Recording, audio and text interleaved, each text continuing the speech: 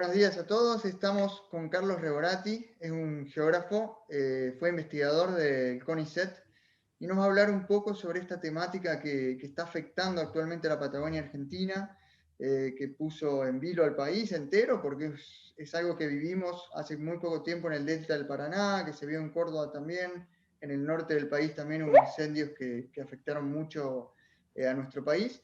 Y vamos a querer preguntarle algunas cosas a él, que es un experto en la ciencia y que nos puede dar un panorama más amplio sobre esta situación. Así que bienvenido, Carlos, muchas gracias por su tiempo. No, gracias por la invitación, Lucía Alejandro, por favor. Bueno, le queríamos preguntar entonces si nos puede contar un poco qué sabe usted sobre esta situación actual que se está viviendo en la Patagonia, sobre estos incendios. Un breve resumen para la gente por ahí que nos está viendo desde otro país y que no sabe, que cuente un poquito cuál es la situación actual. Bueno, justamente para poner a los que están escuchando digamos, en situación geográfica, cuando uno habla de la Patagonia piensa en dos cosas, ¿no? Piensa en la Patagonia como una meseta, con ovejas, viento, frío y cosas así, y piensa en la Patagonia como un bosque precioso con montañas, lagos y glaciares. Lo que está pasando es en la segunda Patagonia, en lo que se llama la Patagonia andina, que por problemas geográficos, geológicos, climáticos, son dos Patagonias que están relativamente cerca, pero que tienen una diferencia brutal entre una y otra. Para que tengan una idea, entre un lugar como San Carlos de Bariloche que está en una punta del lago San Carlos, del lago Bariloche, del lago Neuquén, y la otra punta del lago Neuquén está a 100 kilómetros y está metido en la meseta. O sea que fíjese que en 100 kilómetros hay un cambio realmente muy, muy brusco. Lo que está pasando ahora está pasando en la Patagonia húmeda, en la Patagonia pegada a la frontera con Chile, y yo diría, para empezar, que no es un problema nuevo. Incluso para la gente, para los geólogos y para la gente que hace historia ambiental, la historia patagónica es una historia de fuegos, ¿no? O sea, naturales, porque la propia vegetación patagónica es una vegetación que convive con el fuego, como pasa con muchas otras vegetaciones de climas húmedos, como pasa con el secuoya en Estados Unidos, por ejemplo, ¿no es cierto? Y además que desde muy temprano de la ocupación humana en la Patagonia, el fuego era utilizado por las poblaciones con fines que hoy llamaríamos económicos o prácticos. Los primeros pobladores hablaban de cómo los indígenas prendían fuego a la meseta y al borde del bosque para empujar a los animales. Esto a su vez empezaba a generar cambios importantes. Todos los geólogos están de acuerdo que la vegetación actual de la Patagonia se debe justamente a ese avance y retroceso que tiene el fuego constantemente.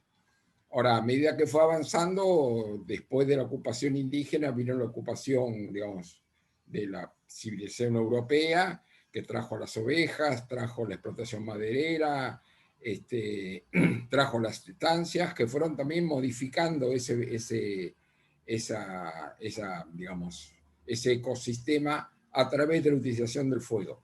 Las series largas de utilización del fuego en la Patagonia indican que en la Patagonia cada 25 o 30 años, sobre todo en la Patagonia andina, hay alguna situación de fuego. Por supuesto que cuanto más atrás nos vamos en el tiempo, es más difícil saber qué características tenían. Pero en los últimos años, yo diría en los últimos 20 o 30 años, esta situación se ha ido empeorando, diría yo. Para que tengan una idea, no más en el 2015 hubo un fuego de características muy similares a las actuales que se llevó casi 50.000 hectáreas, ¿no? O sea que son fuegos importantes. Comenzó, como siempre, los fuegos en la Patagonia en el verano. ¿Por qué en el verano? Porque en la Patagonia Austral llueve en invierno y llueve menos en verano. Ojo, no quiere significar que no llueva en verano.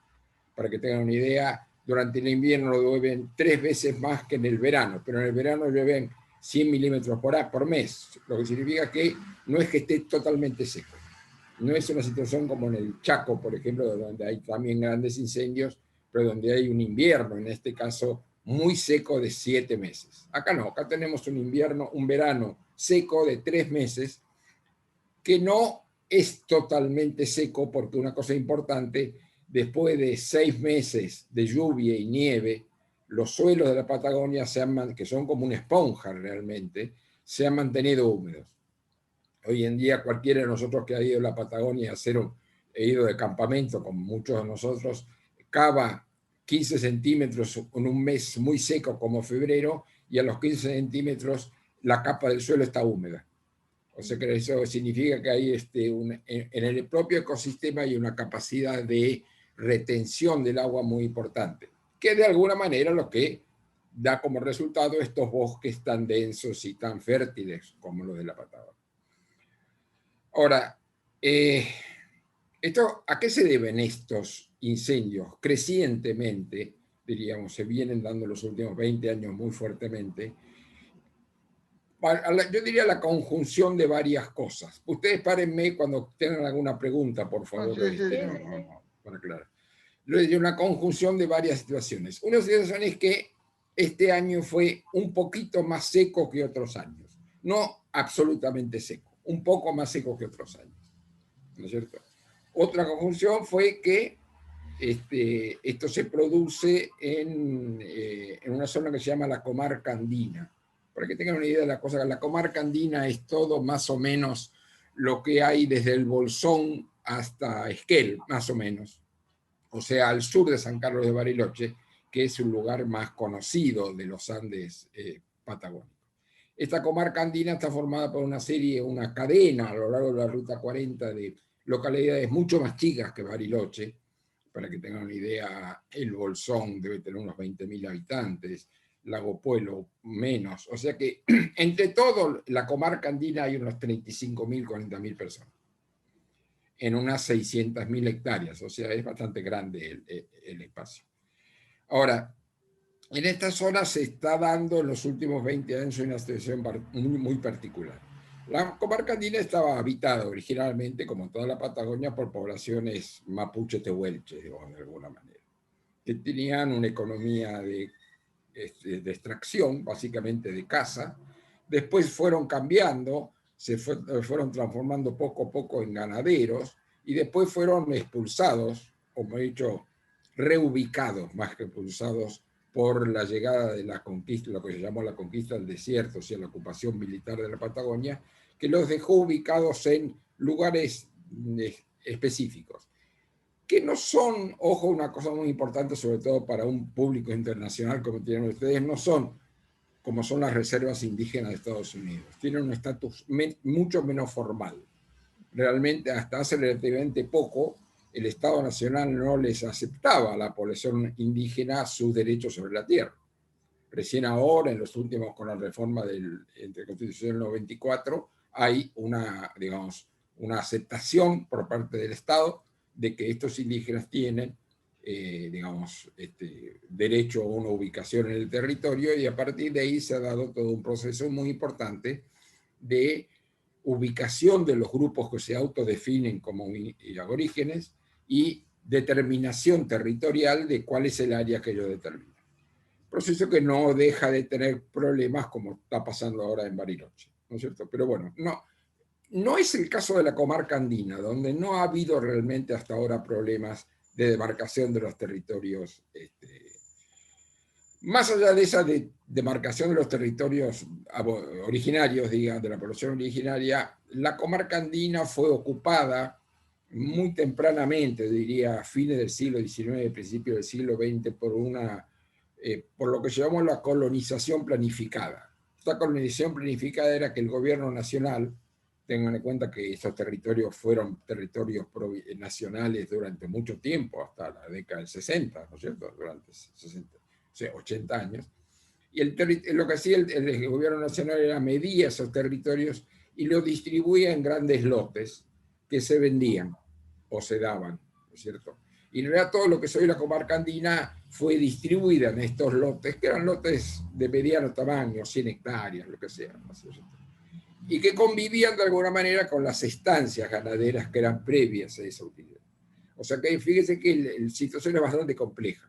Ahora, A partir de la década del 70, cuando se pone de moda el turismo en los Andes patagónicos fueguinos, se pone de moda el amor por la naturaleza, el hipismo, lo que sea, todo mezclado, ¿no es cierto? Empiezan a llegar a la comarca andina mucha gente buscando esa utopía verde, y se empiezan a instalar.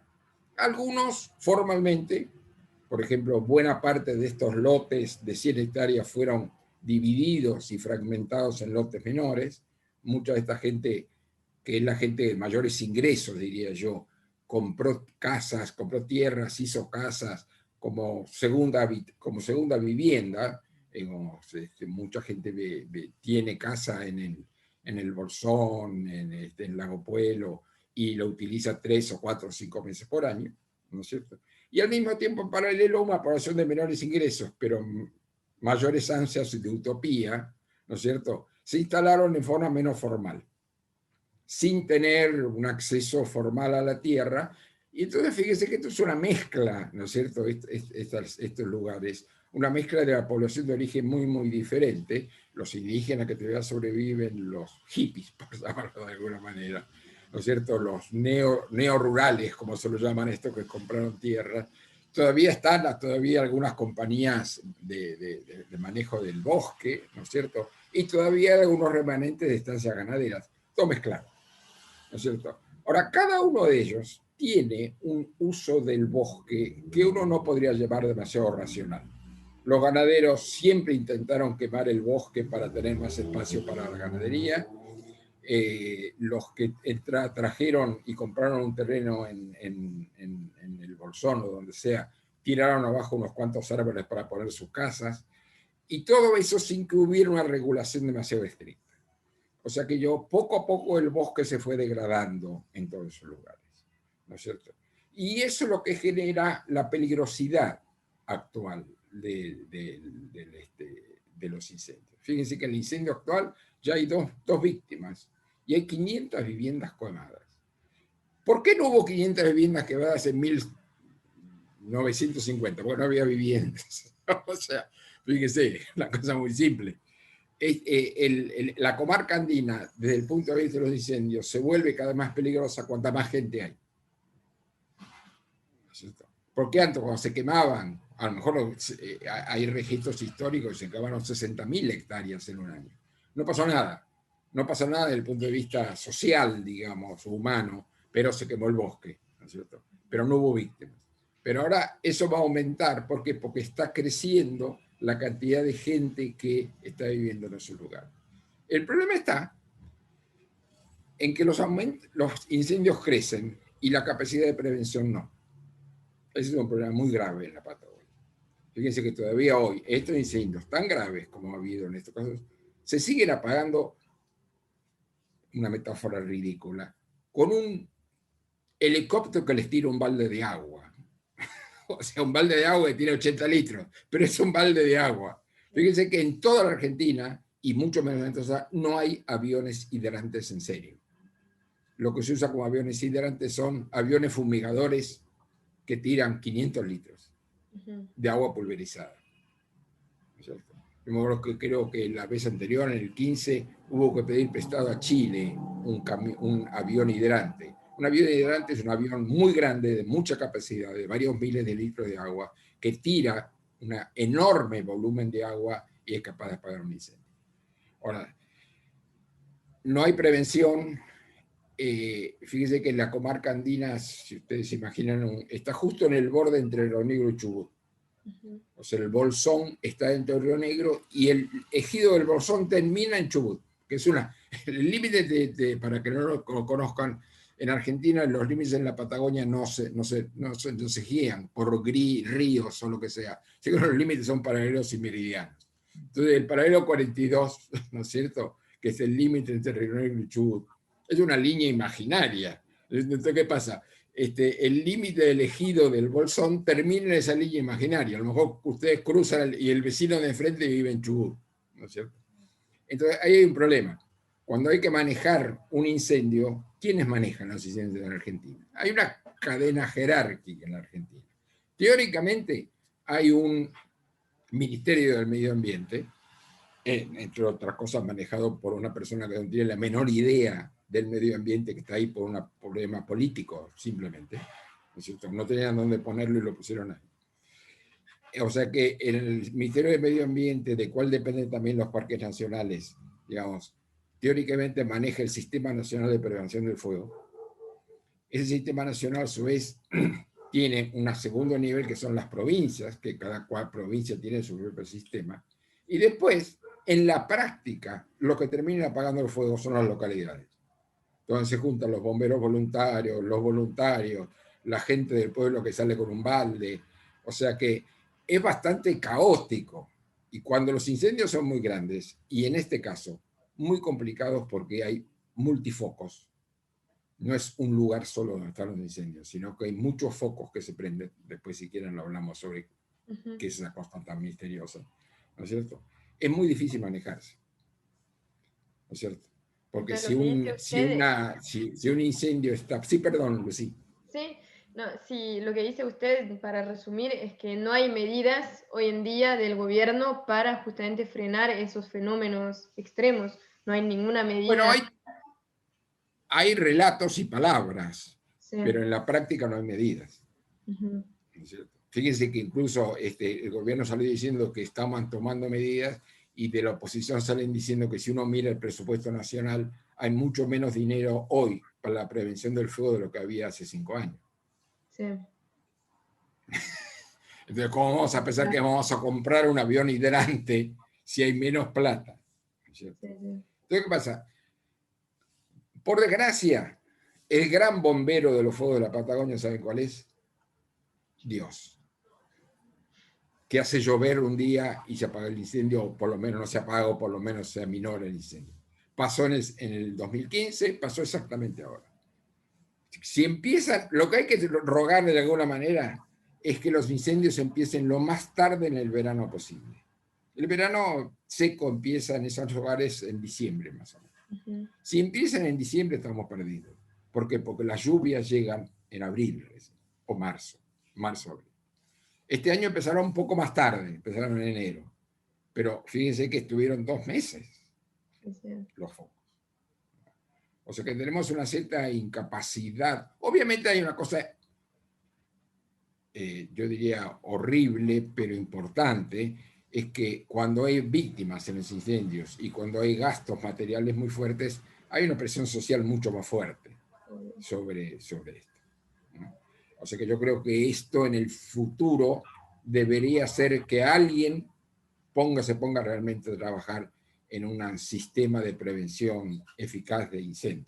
Tiene que ver también con que tiene que haber una buena prevención meteorológica, que la hay, yo diría, desde ese punto de vista uno puede decir que... Y que hay tiene que haber una relación muy fuerte entre los propios localidades, o sea, el municipio del Follel, el municipio de Puyén, el municipio de Bolsón, tienen que estar de acuerdo y coordinados y no malgastar fuerzas, por ejemplo. Porque podemos decir que hoy en día hay que acostumbrarse a esos fenómenos extremos. O sea, hay que acostumbrarse a esos fenómenos extremos, o bien como que ¿Sabes lo que pasa? empezar a hacer algo. Una cosa que acostumbrarse a las quemas de como hubo en el Delta en el invierno, que se quemaron la pastura, el pasto. Vos te puedes acostumbrar al pasto. Si se te quema la casa, es difícil acostumbrarse. O sea, por eso que cuando hay daños materiales y pérdida de vidas, eso de acostumbrarse es complicado. Todos los productores agropecuarios de Argentina están acostumbrados al clima de alguna manera. Un productor maicero no produce todos los años lo mismo porque todos los años depende en buena medida de lo que pasa con el clima. Y él está acostumbrado, él corre ese riesgo. Pero es difícil pensar que vos vas a correr el riesgo de comprarte una media hectárea de tierra en el Bolsón para vivir bien y que te avisen por teléfono que se te quemó la casa. No,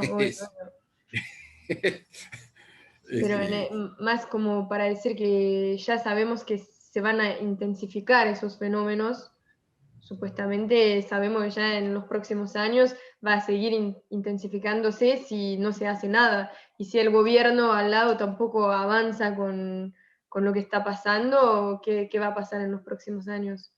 No, porque fíjate vos que yo creo que es verdad lo que decís vos, pero también hay que fijarse en una cosa. Prevención de incendios tiene dos cosas. Una cosa es prevenir el incendio, que decir que vos no dejes que se acumule material seco en el suelo, no dejes que se corte donde no se debe cortar, que se maneje bien el tema del agua.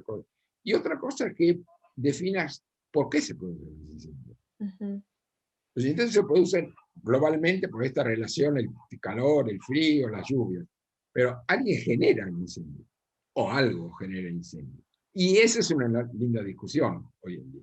Fíjate vos que eh, los meteorólogos de la Patagonia, no sé si todavía, pero hasta hace unos cuantos años, seguían diciendo que la responsabilidad de los incendios en la Patagonia eran los rayos. No sé si siguen pensando lo mismo. ¿Por qué? Porque en este incendio hubo 7 focos simultáneos de incendios sin rayo, sin tormenta. ¿No es cierto? Sí. ¿Por qué es eso? La mayor parte de los medios dicen que es inducido el fuego de alguna manera. Ahora, uno puede pensar que el fuego es inducido en el caso de las pasturas del delta del Paraná, porque bueno, porque los ganaderos queman el césped o queman el pasto para que inducir los rebrotes y el año que viene haya más pasto verde, digamos. Ahora acá, ¿a quién se le ocurre? ¿No? ¿Cuál es digamos, cuál es el fin de hacer incendios, generar incendios en esas zonas? Hay, por supuesto, cuando uno no tiene un culpable muy claro, aparecen los culpables teóricos, ¿no? En otros lugares de Argentina y acá también en algunos lugares se dice que los culpables son los promotores inmobiliarios, ¿no? Que dicen que queman el bosque para que evitarse el trabajo del desmonte o evitar tener que pedir permiso de desmonte y por lo tanto. No sé si la verdad, fíjese que en el caso de como los incendios de Córdoba que se dieron este año también fueron muy importantes, también en lugares cercanos a la cumbre, por ejemplo, el gobierno nacional se apresuró a sacar una ley, ¿no es cierto?, diciendo que una vez que había habido un incendio, era imposible, era penado por la ley si vos cambiabas el uso de la tierra. Entonces significaba que si vos tenías un bosque que era un bosque para el ocio, o sea, para que la gente caminara, si se quemaba, vos no podías poner una casa ahí. Eso en términos generales, bueno, puede ser que, bueno, no está mal, pero lo que pasa es que en términos específicos es bastante difícil de manejar, ¿cierto? Porque eso funciona cuando hay pequeñas unidades, pero cuando vos estás hablando de que se quemaron 500 hectáreas en el delta entrerriano, y siempre se hizo ganadería ahí, digamos, bueno, no, pero bueno, pero digo, ¿por qué se generan esos incendios? Es la gran pregunta hoy en día, diría yo, ¿no es cierto? En este Porque caso también es parte... específico, perdón, en este caso Sí. específico, esos 7 focos que fueron inducidos, o sea, se sabe que fue a propósito de esto, que fueron personas que lo iniciaron, o no está comprobado tampoco.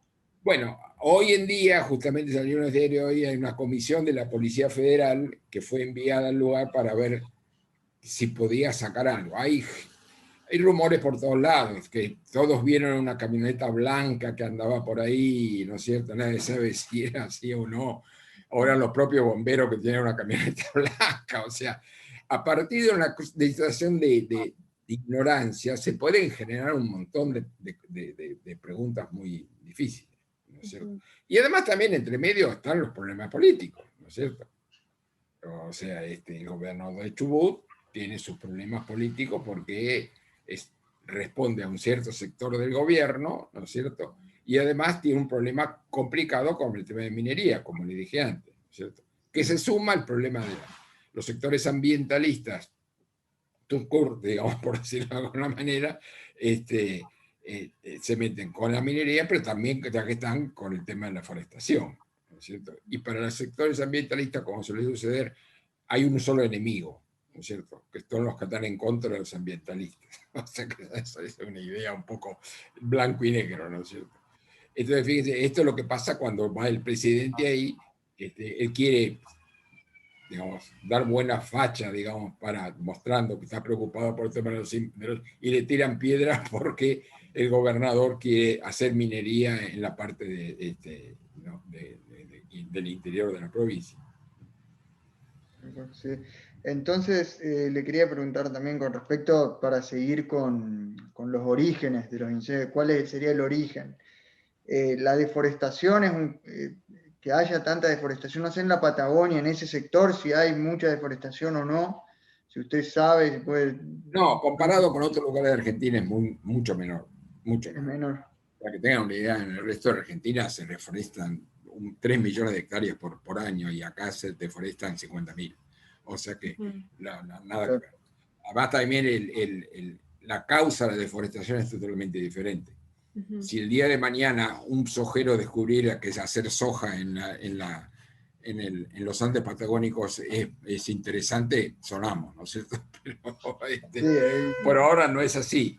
La deforestación tiene que ver originariamente con el cambio de uso de la tierra, o sea, una deforestación inducida de alguna manera. Después hubo una pequeña deforestación que tiene que ver con el uso de la madera. Una de las problemas que tiene el bosque patagónico, que tiene maderas de muy buena calidad, sobre todo para ebanistería. El cedro, por ejemplo, la lenga, ¿no es cierto? Si se pone de moda hacer sillas de lenga, estamos perdidos, ¿no es cierto? O sea, inmediatamente va a haber una presión muy fuerte sobre eso. Esperemos que no sea así, que IKEA o alguno de estos no se le ocurra decir que las sillas de cedro patagónico son fantásticas, porque habría un problema. Lo que pasa es que no hay demasiado demanda por ese tipo de productos. Y además una cosa muy importante, que posiblemente los Andes patagónicos sea el lugar de Argentina donde hay mayor concentración de parques nacionales. Buena parte, yo diría, por lo menos la mitad seguramente de los Andes patagónicos está preservada como parque nacional. Que desgraciadamente no es el caso de la comarca andina, donde solamente hay un parque nacional, el Parque Nacional Lago Puelo, que está muy metido en la cordillera, ¿no es cierto?, alrededor justamente del lago Puelo, pero en lo que se llama la precordillera, que es donde está la comarca andina, o sea, la zona que está entre la meseta y la cordillera, no hay parques nacionales. Hay algunas reservas forestales, pero no muy importantes. Si esto hubiera sido un parque nacional, a lo mejor se podría haber evitado, ¿no? A lo mejor. Y si hablamos de las consecuencias ambientales, ¿cuáles serían las principales consecuencias de los incendios allá en la Patagonia? ¿Las consecuencias? Sí. Perdón, no te entendí. Las consecuencias ambientales en los ecosistemas, en la biodiversidad, con respecto a los incendios, ¿cuáles son los principales? Todavía estamos hablando de superficies relativamente pequeñas, ¿no es cierto? Como 600.000 hectáreas tiene toda la comarca andina y, digamos, se habrán quemado 30.000, o sea, el 5%, ¿no? Así, no son, digamos, impactos demasiado grandes. Y el propio bosque patagónico tiene una cierta capacidad de regeneración. ¿No es cierto? Justamente porque el bosque originalmente es un bosque que vive con el fuego.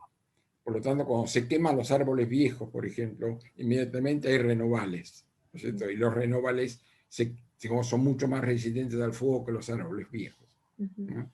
Entonces hay todo un proceso de que si se lo deja intacto el ambiente, puede haber un proceso de regeneración. El problema es que en la comarca andina es muy difícil pensar que el ambiente se va a dejar tranquilo, quieto. ¿Por qué? Porque hay todo este proceso muy fuerte de búsqueda de tierra, ¿no? O sea que hay una especie de efecto, diría, contradictorio. Y además hay una cosa importante que me olvidé de comentarles y que en el caso de la comarca andina tiene mucha importancia. En la década del 70 más o menos hubo un proyecto muy grande del gobierno nacional de reforestar, ¿no es cierto?, la Patagonia. Incluso en muchos lugares se tiraron abajo bosques maduros y se reemplazaron, pero no se reemplazaron por árboles locales, se reemplazaron por pinos. Y ese es un gran problema. El pino es un gran ignífugo, o sea, es una especie de antorcha, ¿no es cierto? Y el pino no está dentro del ecosistema, o sea, no tiene predadores el pino, ¿no es cierto? Genera una enorme cantidad de masa seca, bueno, las pinochas que ustedes habrán visto esto, que se prenden muy fácilmente, ¿no es cierto? O ¿Y sea por qué que hicieron esto? ¿Cuál fue la...? porque teóricamente era un proceso de reforestación dirigido a obtener madera. Por alguna causa que nadie estudió muy claramente, esos procesos se abandonaron. Muchos de estos proyectos simplemente se abandonaron. Uno puede encontrar en la comarca andina hectáreas y hectáreas de pinares abandonados, que nadie los cuida. O sea, que nadie limpia el ramaje, nadie limpia el... Por lo tanto, son polvorines esos pinares, ¿no? O sea, que el reemplazo, yo diría pequeño, a lo mejor 1%, 2% de la vegetación original, por esta vegetación no original, de alguna manera aviva el problema del fuego.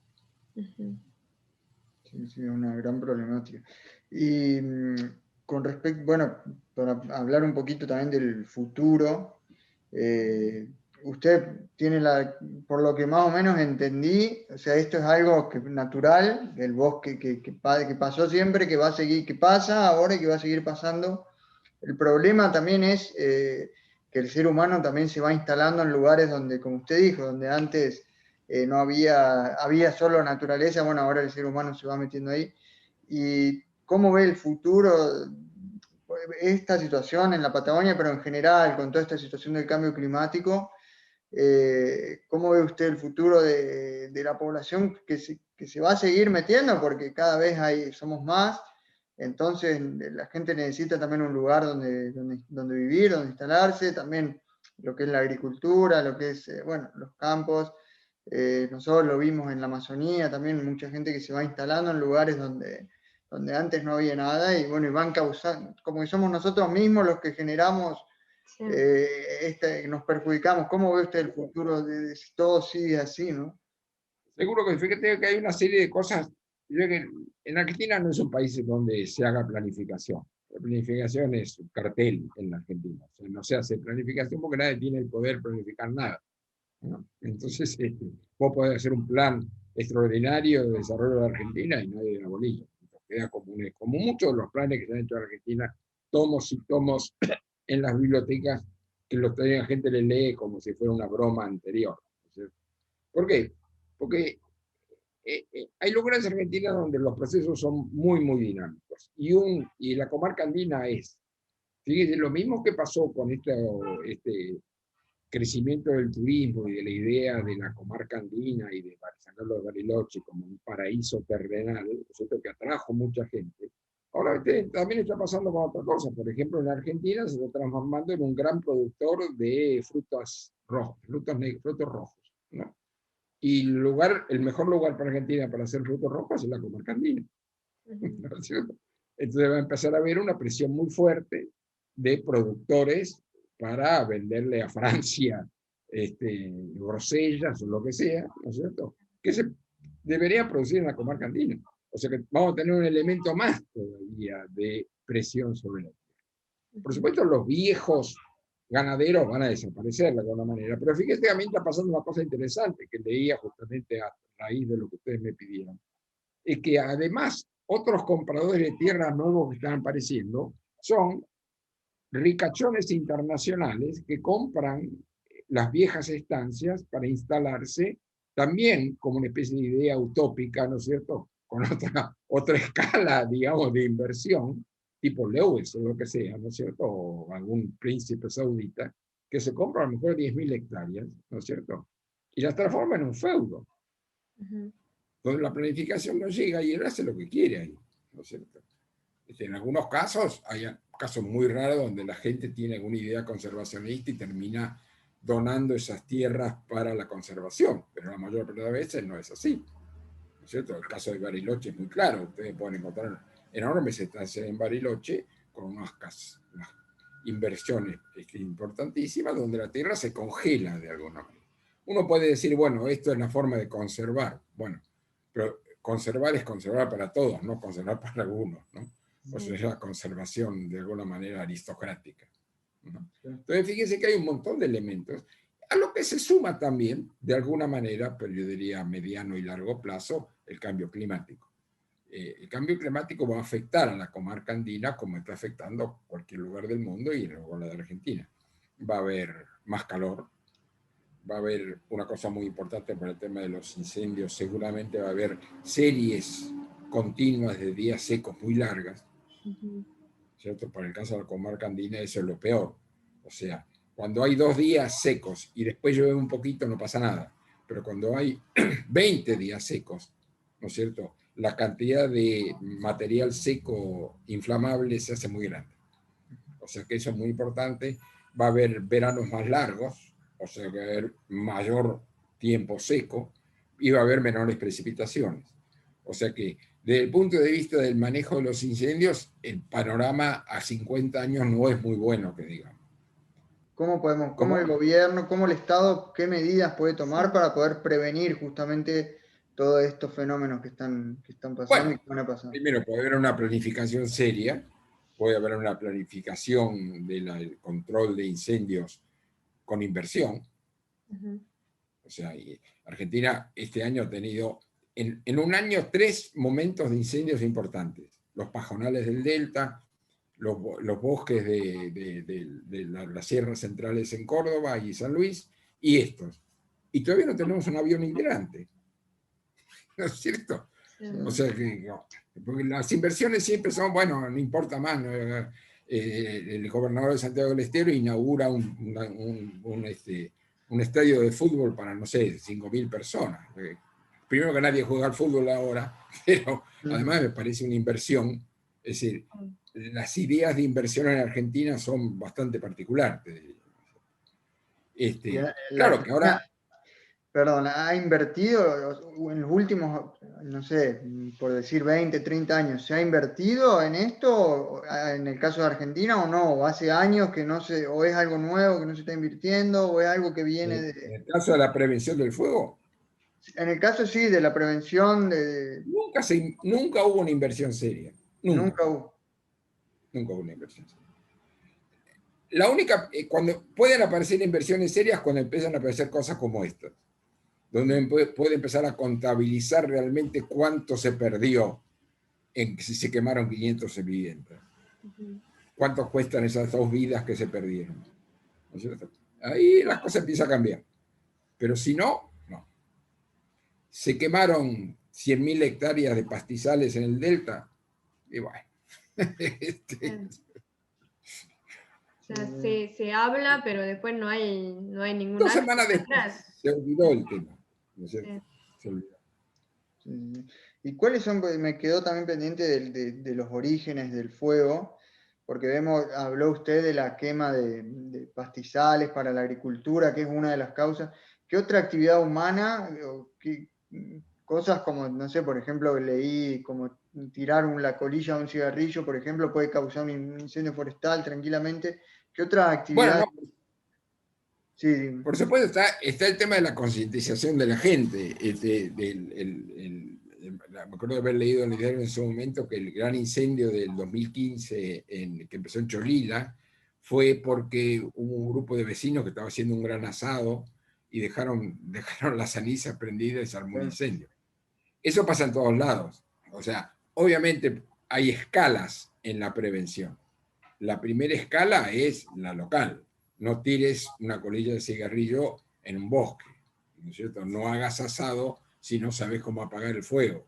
O no te vayas después de haber comido el asado dejando todas las cenizas. Ese tipo yo no digo ni las nombré porque me parece como obvias, ¿no es cierto? Sí. Lo que pasa es que también nunca hemos tenido en la Argentina, a pesar de que los casos de incendios son muchos, realmente un análisis ex post de cuáles fueron las causas y cómo se generaron. Eso nos está faltando. Significa que pasa el fenómeno y después ya pasan a otras cosas. Claro, pero vamos a ver, esta comisión que se envió estos días a la Policía Federal, ¿qué conclusiones va a sacar? ¿Vamos a saber cuáles son las conclusiones? ¿Le vamos a tener confianza a esas conclusiones? porque si hubiera conclusiones importantes sería bueno justamente para planificar la prevención. Pero si no conocemos las causas realmente, ¿no es cierto? Es muy difícil planificar esa prevención. ¿Y se invierte también en la educación ambiental en Argentina desde los chiquitos para que empiezan a concientizar, a sensibilizarlos, a justamente proteger el medio ambiente? ¿Hay algo que...? Yo no sé si en esos lugares, me imagino que sí, porque la gente de la comarca andina, de Bariloche, de toda la región andina en general, son muy conscientes del tema ambiental. O sea que yo me imagino que en los planes de estudio, que depende de las provincias y no depende del gobierno nacional, Sí. se incluirá posiblemente alguna idea de ese tipo. Yo imagino que en el Lago Pueblo, a los chicos del colegio primario y el secundario, algún maestro les dirá, Sí. no sé, no soy especialista de tema. Espero que sí, espero que Sí, sí. sí, ojalá. Ahora hay que ver también cuando el chico va a la casa y el papá dice, nah, son pavadas. Sí, Sí, hay que ver. Pero bueno, esa es la lucha de la educación ambiental, ¿no? obvio, obvio. Sí, sí. ¿Cree usted que el pueblo argentino es consciente en general de toda esta problemática, no solo del fuego, sino hablando en general? Porque actualmente hay mucha gente que todavía no cree en el cambio climático, que dice, no, Lo el cambio, niegan. claro, los negacionistas de esto, que existen y hay Bueno, muchos. yo no me iría tan lejos del cambio climático, que ya es una cosa que llega a un cierto sector de la población, te digo, pero yo digo que la gente tiene muy poca conciencia ambiental en Argentina. Muy poca, Muy poco. escasa. ¿Eh? Pues evidentemente necesitamos mucho tiempo, necesitamos que pasen cosas muy graves como estas, ¿no es cierto? Para que la gente llegue a tener... ¿Por qué? Porque la gente que vive al lado de un basural y vivió toda su vida al lado de un basural, no le parece que eso sea una cosa tan grave. Sí. O sea, Falta cuando... mucha concientización todavía, hay que Exactamente. sensibilizar más, Claro. pero se empieza a hablar mucho porque vimos también muchas Hay asociaciones mucho discurso en los que colegios. O hablan. sea, los diarios tienen por lo general un suplemento verde, como se llama de alguna manera, ¿no es cierto? También muchas veces teñido de cierta frivolidad, ¿no es cierto? Le da mucho más importancia que no coma carne que no tire una basura en el suelo, ¿no? O sea que, digamos, lo verde todavía está muy mezclado entre frivolidad e importancia, ¿no? ¿Y usted piensa que todo este tema está, porque habló en varios momentos de que está politizado todo este tema, que se usa política, no sé, el tema de los incendios, por ejemplo, veo que los que están contra el gobierno por ahí lo usan todo esto para decir justamente que el gobierno no hace nada, o cuando pasa algo que el gobierno hace... Eso es Argentina, o sea que no solo eso, cualquier cosa va a ser usada actualmente en Todo va. Argentina. Sí. Pero fíjate que hay un símbolo, que hayan puesto como ministro de Medio Ambiente una Sí, persona sí, que no sabe nada del tema ambiental, ¿no es cierto? Es de alguna manera un símbolo. sí. Sí. ¿Qué piensa de eso? ¿Cómo puede pasar eso? ¿Cómo puede ser que el ministro de Ambiente sea una persona que no... ¿Cómo, cómo puede Bueno, pasar el, eso? subte el Sobre todo subtexto en es que esta a época. nadie, que el tema ambiental no es un tema importante. Claro. No ponen como ministro de Infraestructura a un tipo que no sabe nada, ni ponen como ministro de Economía a un tipo que no tiene la menor idea de la economía. Pero ¿cómo puede ser eso hoy en día, en nuestra época, que pasa eso? Cuando sabemos que, por ejemplo, en Europa se habla siempre de medio ambiente, se intentan de hacer cosas, de mejorar, se habla en el mundo entero del cambio climático. ¿Cómo se puede que hoy en día en Argentina no le dan mucha importancia a esto, que es para nuestro futuro Pero también? fíjate, que la Argentina cumple los deberes, firma el Acuerdo de París, dice que todos los años va a bajar o aumentar o reducir su emisión de carbono y cosas por el estilo. A ese nivel se hacen todas las cosas bien, ¿no es cierto? Pero en la práctica no pasa nada. Vemos que el gobierno argentino promueve la producción petrolera,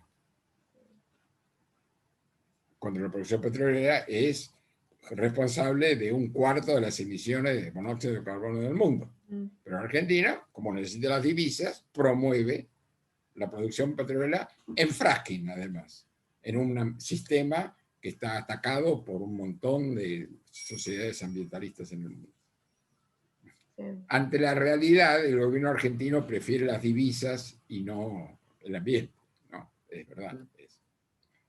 Sí, sí, pero de eso a poner a un ministro que ni siquiera, claro, o sea, hay como, no se cumplen ciertos límites. Por acá, por ejemplo, no sé, en Europa es verdad que seguramente también se prioriza el beneficio económico antes que el medio ambiente en la mayoría de las cosas, pero hay por lo menos algunas mini medidas, podríamos decir, para poder frenar. Y bueno, en Argentina nada, no hay... Pues sé que había un filósofo que no sé quién era que decía que el problema de la Argentina es la extensión, ¿no? Sí. Y pues en Argentina el problema ambiental no es un problema ambiental porque es demasiado grande la Argentina. Entonces, o puede aparecer en los diarios un problema ambiental como este. Uy, sí, se quemaron 100 viviendas en el comarca andina. Pero dentro de 15 días esa noticia no va a existir más. Sí. Y ya vemos que ahora... Sí, ya vemos que ya hoy ya se está hablando cada vez menos. Ahora se habló un poco por lo que pasó con... Si no se hubiera armado este lío de que la claro, lo que te iba a decir. Sí. Hubiera ido desapareciendo. Sí, se habla porque pasó lo de la agresión a Alberto, que encima no tiene que ver tampoco. En los diarios de mañana va a haber muchas más cosas sobre la agresión a Alberto que sobre los incendios, ¿no? Tal cual. Ahí está otro problema, los medios de comunicación también tienen algo que ver con esto, porque no relatan tampoco la información hasta el final.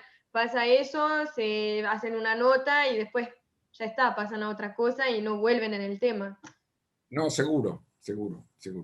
Y además está también el problema de las redes sociales, que también complica mucho la situación, ¿no? Porque las redes sociales también uno puede escuchar cualquier cosa, ¿no? Sí. Desde negacionistas absolutos a...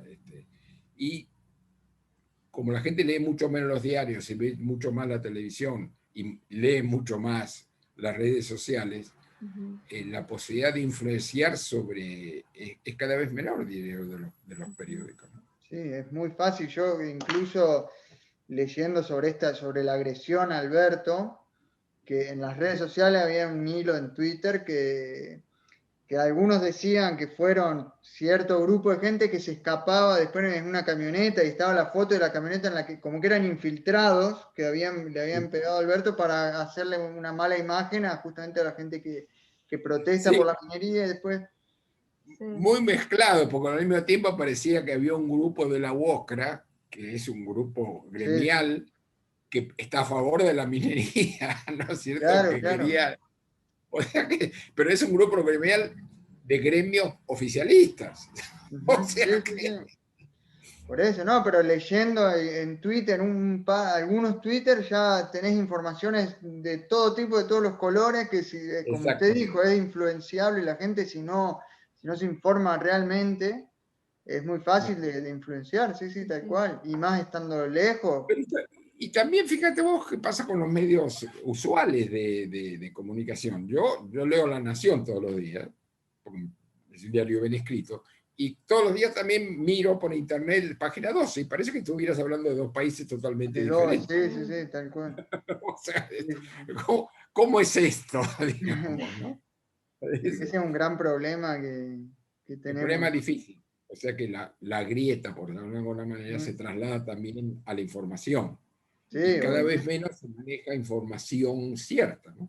Sí. O manejan la información que quieren, que les conviene. Si capaz que es cierta, pero es su versión. Una lista de cosas, elegís algunas y las otras dejás de lado. Claro. Todas, sí. Eso es lo que... Por eso es la tarea de gente como ustedes, digamos, de alguna manera. Claro, mostrar un poco, sí, hablar por lo menos con un experto que nos pueda contar un poco realmente qué pasa, qué es lo que se sabe, qué es lo que no se sabe. No, y lo que tiene que hacer es mañana llamar a otra persona que diga exactamente lo contrario que lo que yo digo. Claro, que nos pueda dar otra versión, tal cual. Sí.